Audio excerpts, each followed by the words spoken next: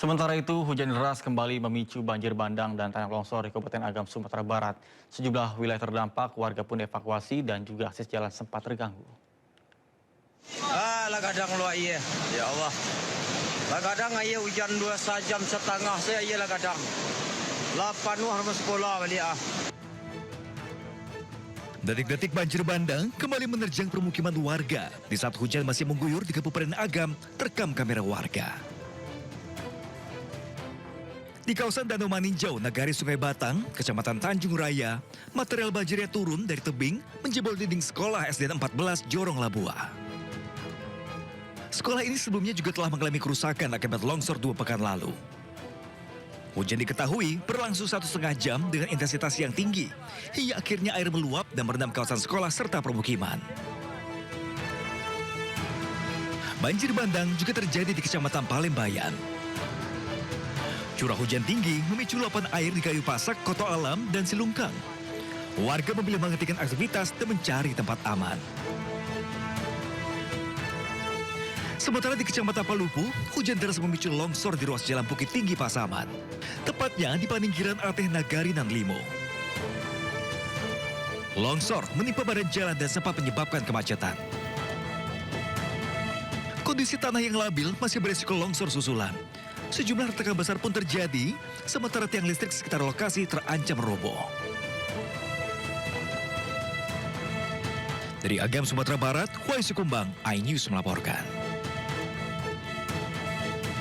Kepala Desa Aek Garoga, Kabupaten Tapanuli Selatan, Sumatera Utara tetap tegar melayani hak masyarakat yang menjadi korban banjir bandang meskipun anak laki-lakinya belum ditemukan.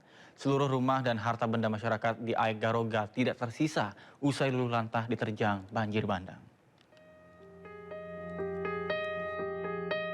Seperti inilah pemandangan indah via udara Desa Aek Garoga, Kabupaten Tapanuli Selatan, Sumatera Utara sebelum disapu banjir bandang.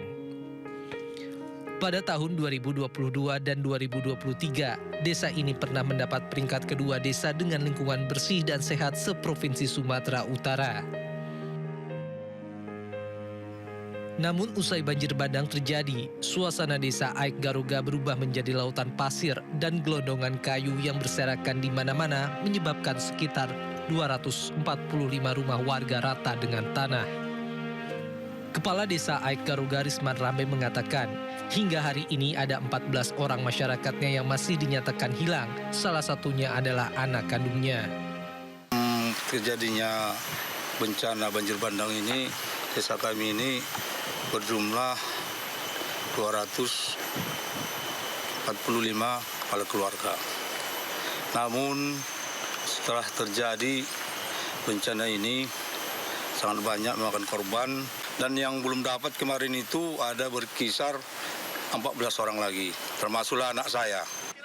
Meski dalam suasana hati yang sedih dan berharap anak laki-lakinya segera ditemukan, Risman Rambe masih semangat mengurus masyarakatnya yang saat ini seluruhnya berada di lokasi pengungsian. Masyarakat Desa Aek Garoga berharap agar pemerintah transparan mengungkap penyebab banjir bandang dan meminta seluruh pihak terlibat agar bertanggung jawab kepada masyarakat terdampak. Seluruh Indonesia sudah melihat keadaan ini.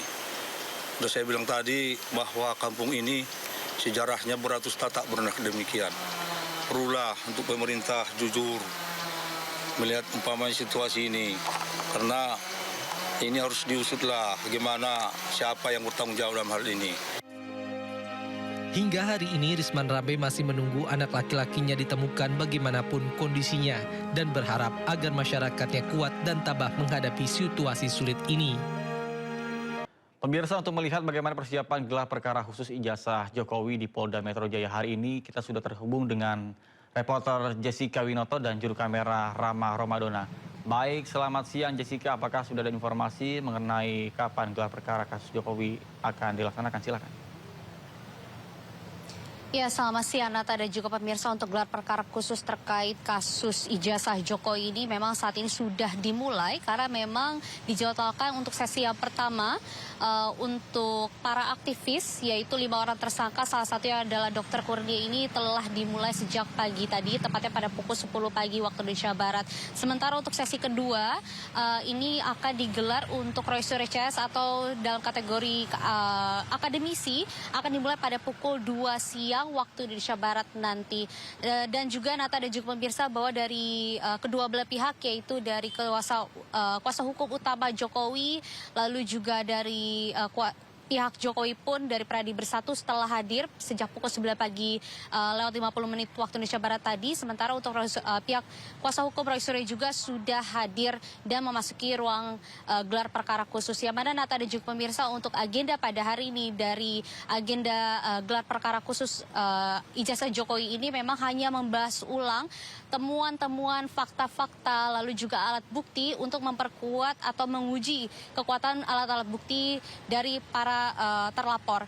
Dan memang Nata dan juga pemirsa, bahwa tadi juga disampaikan oleh pihak kuasa hukum Jokowi bahwa mereka tidak akan memberikan temuan-temuan fakta-fakta baru atau alat bukti baru pada gelar perkara khusus ini, karena memang agendanya hanya untuk menegaskan kembali, memaparkan kembali alat-alat bukti yang telah diberikan kepada pihak penyidik Polda Metro Jaya. Sementara begitu pun juga untuk pihak Roy Suryo CS, bahwa mereka menyampaikan bahwa tidak akan memberikan temuan fakta baru lagi, tetapi hanya menegaskan dan memastikan bahwa proses hukum ini sudah berjalan sesuai dengan peraturan perundang-undangan atau tidak. Bila mana di gelar perkara khusus ini ditemukan adanya cacat hukum atau tidak sesuai dengan peraturan perundangan, ini akan menjadi catatan bagi pihak Roy Suryo CS maupun dari pihak Jokowi untuk menjadi bahan sidang atau diadili di persidangan nanti.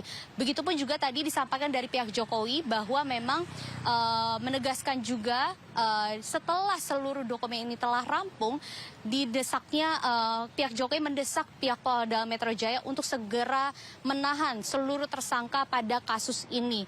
Dan begitupun pihak Roy Suryo CS juga menegaskan dan menuntut dari pihak penyidik Polda Metro Jaya pada gelar perkara khusus ini untuk menampilkan, memperlihatkan ijazah Jokowi yang telah disita sebagai barang bukti di kasus ini. Sehingga memang Nata dan juga pemirsa dapat kami sampaikan bahwa sebelumnya pengajuan gelar perkara khusus ini diajukan langsung oleh pihak Roy Suryo CS pada tanggal 20 November 2025 yang lalu, tepat di mana hari perdananya Roy Suryo CS dipanggil sebagai tersangka untuk diperiksa oleh penyidik Polda Metro Jaya. Dan memang gelar perkara khusus ini dasari bahwa adanya rasa keberatan dari pihak Roy Suryo CS telah ditetapkan sebagai tersangka yang dinilai secara sepihak oleh Polda Metro Jaya atau pihak penyidik Polda Metro Jaya tanpa mempertimbangkan alat-alat bukti yang telah diserahkan kepada pihak penyidik Polda Metro Jaya. Sehingga Nata dan juga pemirsa, kita akan terus pantau bagaimana perkembangan situasi yang ada di sini.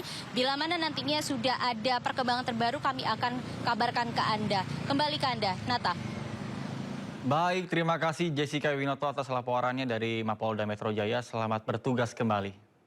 Ya pemirsa, untuk mengetahui situasi terkini dari Pasar Induk Kramat Jati, Jakarta Timur, kita sudah terhubung dengan rekan Bagus Parasetia Adi dan juru kamera Oki Mahendra. Baik, selamat siang Bagus, apakah kebakaran di Kramat Jati sudah berhasil dipadamkan? Silakan.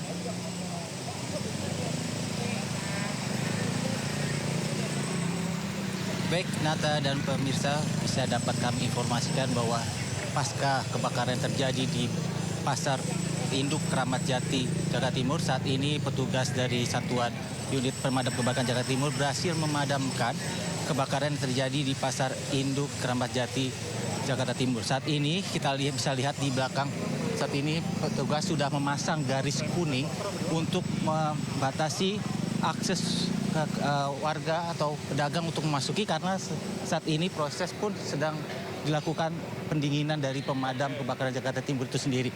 Untuk kebakaran terjadi tadi pukul 7 pagi dan berhasil dipadamkan pada pukul 8 pagi. Nah, ini kondisinya di mana kronologis kebakaran terjadi disebabkan ada ledakan kompor gas di salah satu kios buah dan menyebabkan suara ledakan 2 kali begitu. Sehingga hasil dari kebakaran ini menghanguskan kios-kios pedagang sebanyak 350 kios di Blok 1C2, di mana Blok 1C2 ini adalah tempat jualan para pedagang, rata-rata pedagang buah-buahan serta sayur-sayuran begitu.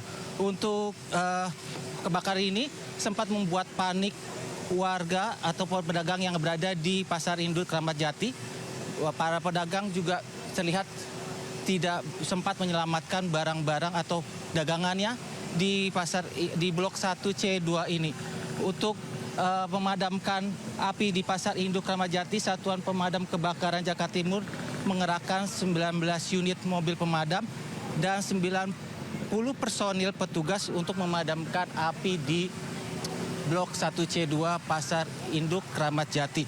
Nantinya pasca kebakaran yang terjadi, pihak Pasar Jaya akan menyiapkan tempat sementara untuk pedagang yang kiosnya terbakar. Kembali ke Anda, Nata. Baik, terima kasih Bagus Prasetyadi atas laporan dari kawasan Pasar Induk Kramat Jati, Jakarta Timur. Selamat bertugas kembali dan salam sehat. Pemirsa, seorang pelaku curanmor ditembak mati petugas Jatan Ras Polda Jawa Timur saat disergap di lokasi persembunyiannya di kawasan Pasuruan. Pelaku terpaksa ditembak karena menyerang petugas dengan senjata tajam.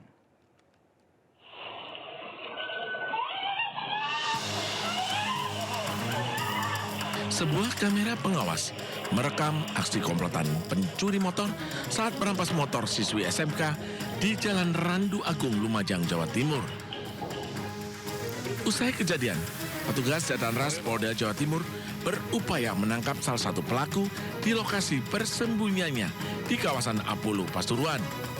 Polisi terpaksa menembak mati pelaku karena menyerang petugas dengan senjata tajam. Jenazah pelaku kemudian dibawa ke Rumah Sakit Bayangkara Polda Jawa Timur untuk divisum. Sementara barang bukti, sebuah celurit, helm, dan handphone milik pelaku diamankan polisi. Spesialis yang sangat meresahkan di wilayah Lumajang dan Jember. Jadi 2 kali menjalani ditangkap dan menjalani persidangan, dan setiap melakukan pekerjaannya yang menggunakan sajam seperti apa yang terjadi kemarin hari Kamis yang tertangkap tangan oleh anggota Polres Lumajang. Pelaku diketahui merupakan residivis spesialis perampasan sepeda motor yang sudah 2 kali keluar masuk penjara sejak tahun 2015.